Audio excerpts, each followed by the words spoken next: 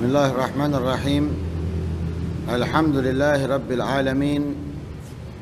Wa bihi nasta'inu ala umuri dunya waddin. Wassalatu wassalamu ala sayyidil anbiya'i wal mursalin, sayyidina wa maulana Muhammad sallallahu alaihi wa ala alihi wa sahbihi wa sallama ajma'in. Subhanallah, alhamdulillah, wa la ilaha illallah, Allahu akbar, wa la hawla wa la quwata illa billahil aliyyil azim. Adada kulli harfin kutiba wa yuktabu abadal abidin wa dahrad dahirin. Subhanaka la ilma lana illa ma 'allamtana innaka antal alimul hakim. Nawaitu ta'alluma wa ta'lim wa naf'a wal intifa' wal mudzakarata wat tadhkir wal ifadata wal istifada wal hatha ala tamassuki bi kitabillahi wa sunnati rasulihi wad du'a ila al huda wad dilala ala al khair ibtigha'a wajhillahi wa mardatihi wa qurbihi wa thawabihi min Allah ta'ala. Qala al musannif rahimahullah wa nafa'ana bihi wa alamikum fid darain amin. Al bab tsani fi tarjihil qiraati wal qari'i ala ghairihima.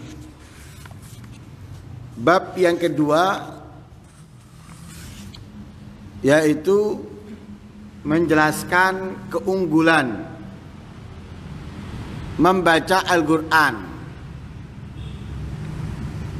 dan orang yang membaca atas selain mereka berdua, atas selain keduanya. Kalau di pertemuan yang lalu bab menjelaskan tentang keutamaan membaca Al-Qur'an dan mempelajarinya serta pengamalannya, baik itu pengamalan dari apa yang ia pelajari dalam bacaan atau pengamalan di dalam apa yang ia pahami dari perintah Al-Qur'an atau menjauhi larangan apa yang dilarang oleh Al-Qur'an. Kali ini bab yang kedua menjelaskan tentang keunggulan membaca Al-Qur'an atas selainnya, juga keunggulan orang yang membaca atas orang lainnya. Karena Al-Qur'an itu dibaca, ada juga amalan yang lain yang sama dibaca. Lah karena sama-sama dibaca, mana yang unggul di antara yang dibaca ini dengan membaca Al-Qur'an? Lah karena dibaca pasti ada yang membaca. Ada yang membaca Al-Qur'an, ada yang membaca yang lain. Lah keunggulan yang membaca Al-Qur'an dengan yang lain itu sangat berbeda. Lah ini penjelasannya di sini. Sabata an Abi Mas'ud Al-Ansari Al-Badri radhiyallahu anhu an Rasulillah sallallahu alaihi wasallam qala ya ummul qaum aqra'uhum li kitabillah rawahu Muslim.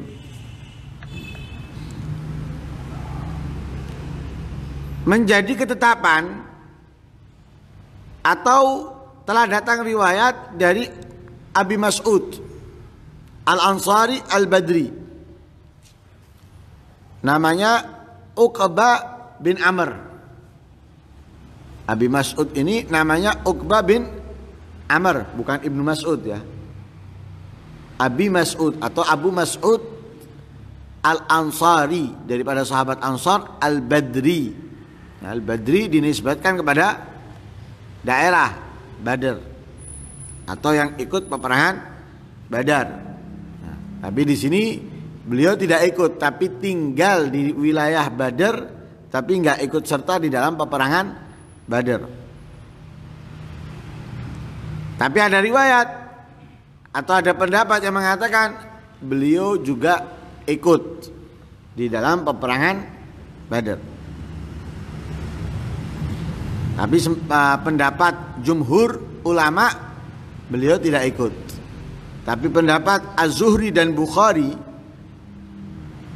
juga selain mereka berdua mengatakan bahwa ikut dengan Nabi Shallallahu Alaihi Wasallam. Beliau meriwayatkan daripada Rasul Shallallahu Alaihi Wasallam, yang mana Nabi Shallallahu Alaihi Wasallam bersabda, ya ummul qauma akra'uhum, yang menjadi imam suatu kaum atau yang memimpin suatu kaum yang paling mengerti, yang paling faham di antara mereka untuk kitab-kitab Allah. Yang pantas menjadi pemimpin di dalam sholat khususnya atau di luar sholat itu yang mengerti tentang Al-Quran. Bukan hanya sekedar bisa membaca tapi mengerti. Kenapa? Karena dia akan memimpin sesuai dengan apa yang ada di Al-Quran. Kalau dia menjalankan sesuai apa yang ada di Al-Quran, maka yang dipimpin akan mendapatkan kesejahteraan, akan mendapatkan kebahagiaan dan kesenangan. Karena yang memimpin tidak menginginkan atau memanfaatkan orang yang dipimpin untuk kesenangan dirinya atau kekayaan dirinya, akan tetapi memikirkan bagaimana bisa senang bahagia bareng, menjalankan sesuai tuntunan Al-Quran. Oh, Al-Quran memerintahkan ini, perintahkan. Al-Quran melarang ini, dilarang. Lah kalau sudah seperti itu, nggak ada yang nggak enak, semuanya akan menjadi enak. Kenapa? Sudah pasti mereka menjadi orang yang bertakwa, karena dipimpin oleh seseorang yang benar-benar paham Al-Quran, kemudian mengajak mereka untuk mengamalkan. Sudah seperti itu, menjadi orang yang bertakwa semuanya. Kalau sudah menjadi orang bertakwa, apa yang nggak dikasih oleh Allah? Semuanya dikasih. Walau anna ahlal qura amanu wattaqau la fatahna alaihim barakatin minas sama'i wal ard. Jika penduduk desa atau bumi atau kota negeri mereka beriman dan bertakwa kepada Allah, la fatahna alaihim barakatin minas sama'i wal ard. Pasti akan aku bukakan atas mereka keberkahan-keberkahan, baik itu dari langit atau dari bumi. Jadi kalau nanam akan berhasil dan akan memberikan keuntungan. Kalau hujan akan memberikan kebahagiaan, kesuburan dan lain sebagainya. Oh, komplit sudah. Makanya menjadi pemimpin, yang pantas menjadi pemimpin adalah mereka, orang-orang yang faham, orang-orang yang mengerti tentang Al-Quran, baik itu dalam bacaan dan juga pemahaman. Bukan hanya bacaan, kalau bacaan tok banyak, tapi nggak paham. Kalau nggak paham, akhirnya dia memimpinnya sama dengan yang lain, karena dia nggak ngerti. Orang nggak bisa membaca, nggak tahu buku panduan, jangan disuruh masang.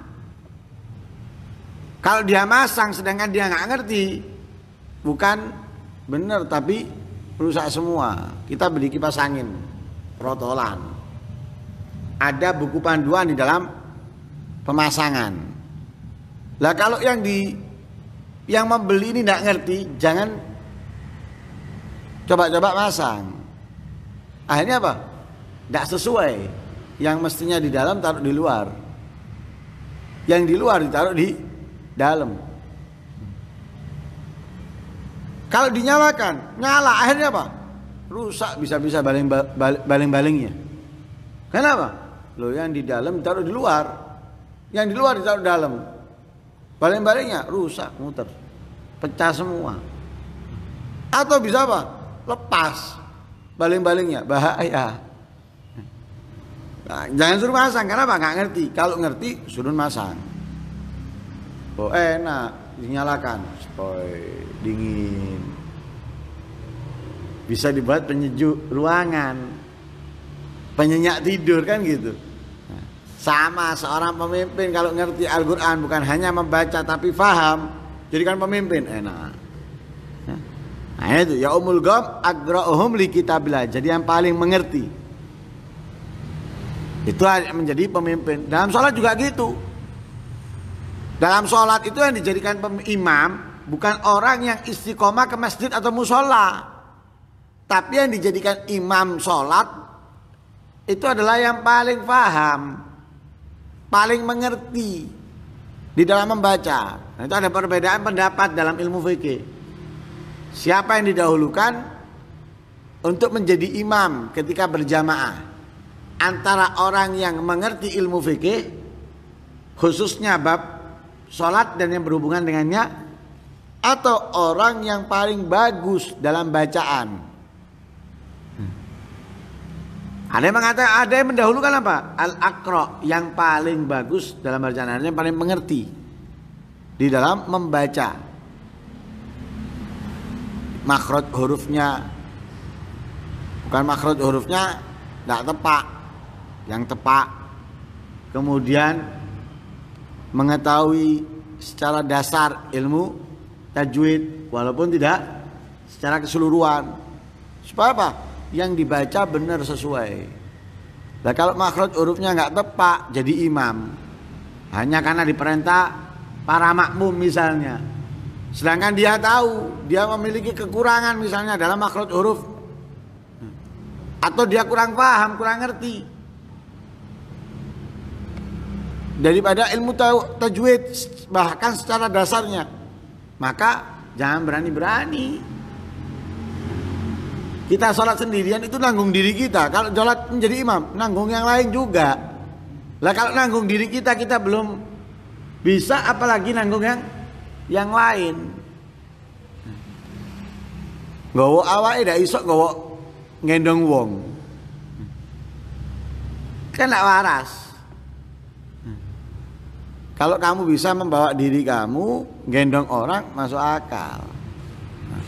Nah itu ada perbedaan. Jadi kalau memang nggak bisa, nah, ada perbedaan di situ. Ada yang mengatakan yang mengerti, yang faqih, yang ngerti dulu ilmu fikih yang berhubungan dengan sholat dan bab sholat. Kemudian yang paling bagus dalam bacaan dari yang ada. Hadis ini diriwayatkan oleh Imam Muslim. Wa an Ibnu Abbas radhiyallahu anhu maqal kana al-qurra ashaba majlisi Umar radhiyallahu anhu wa musyawaratih kuhulan kanu aw syubbana, rawahu al-Bukhari fi sahihih.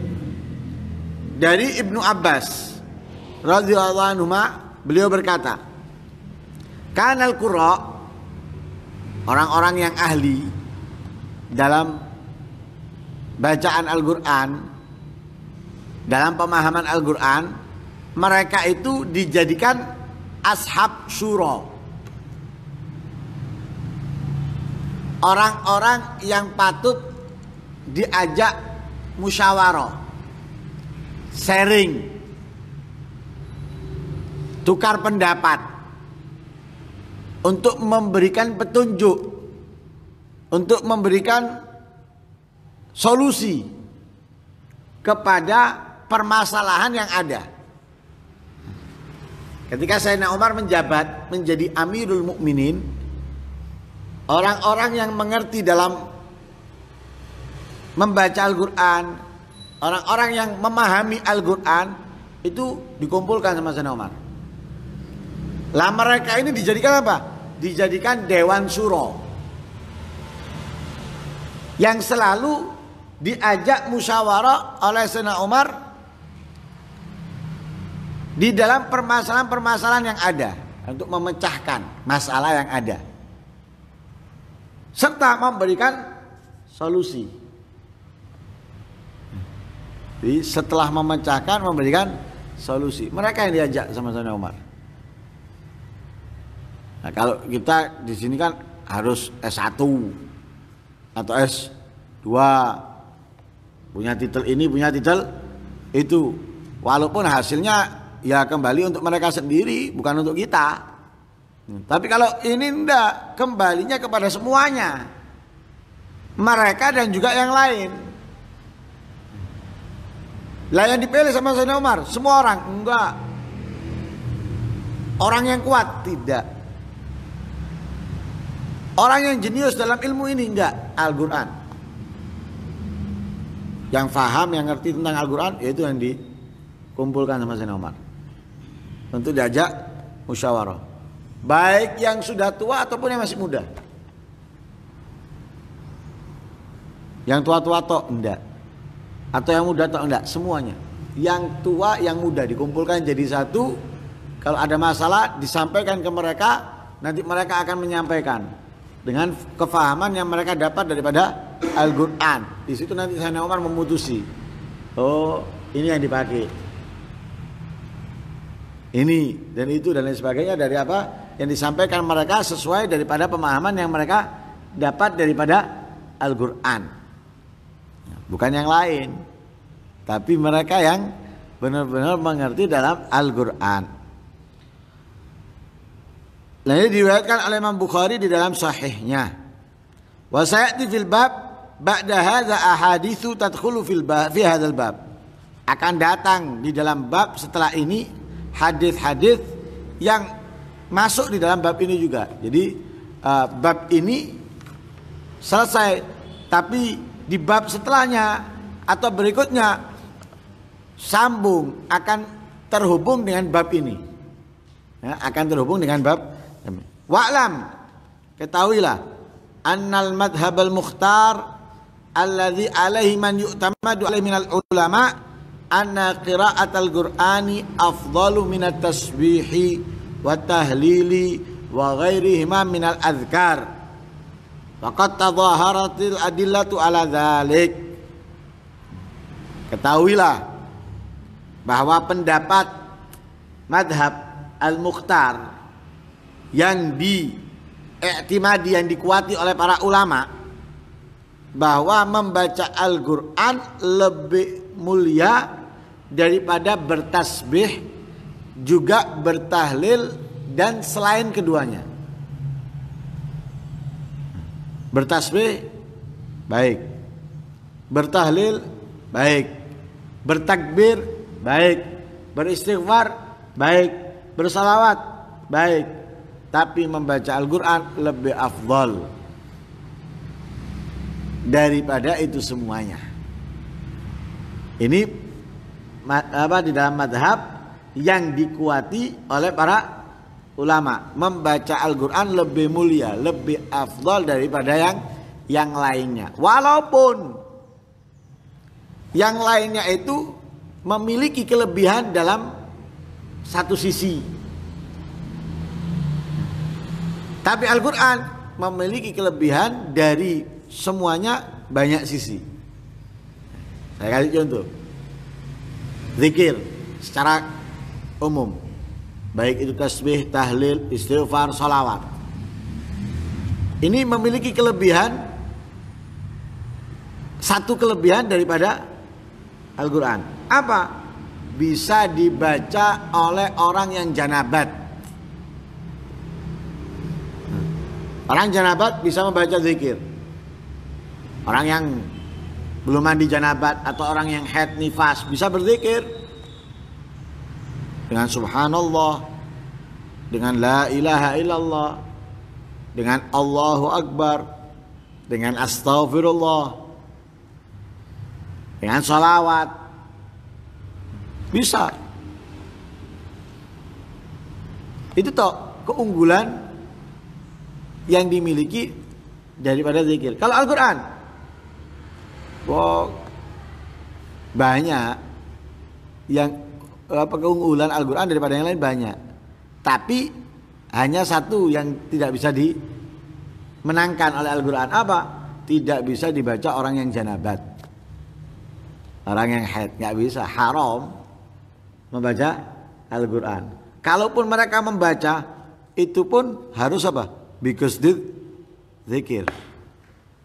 Biqasdid zikir baru diperbolehkan membaca potongan daripada ayat Al-Qur'an. Ketika apa? Biqasdid zikir. Kalau tidak biqasdid zikir, tak boleh. Nah itu hanya satu. Yang di apa Al-Qur'an dikalahkan oleh yang lainnya. Tapi secara keseluruhan Al-Qur'an lebih afdal. Nah, Al-Qur'an lebih istimewa dan banyak hadisnya, dalil-dalilnya tentang hal tersebut. Di antaranya dikatakan oleh Imam An-Nawawi di dalam kitabnya Al-Majmu', qiraatul Qur'an afdalu minadz dzikir illa al-ma'thur fi mawadhi'ihi wa awqatih.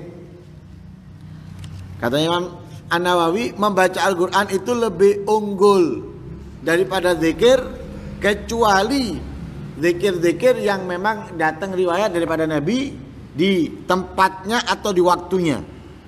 Nah, ada tempatnya dan waktunya, maka zikir itu lebih afdal daripada Al-Qur'an. Semisal